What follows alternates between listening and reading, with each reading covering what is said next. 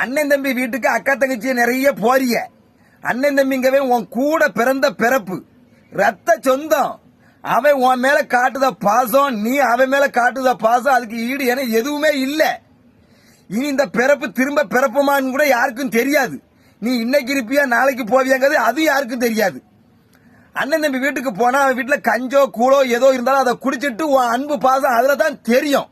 நீ அதை விட்டுட்டு உன் வீட்டுல இது சரியில்லை அது சரியில்லை, உன் பெண்டாட்டி சரியில்லை, அது பேசுறது சரியில்லை, இது பேசுறது சரியில்லை, என்ன இதுல என்ன பாசம் இருக்கு? இன்னும் ஒரு சில அக்கா தங்கச்சி எல்லாம் என்ன பண்ணி தெரியுமா, புருஷ வீட்டிலேயே சோத்த பைங்கி குழந்தை அண்ணன் தம்பி வீட்டுல வச்சு சாப்பிட வேண்டியது. இது யார் அசிங்கப்படுத்துதிய?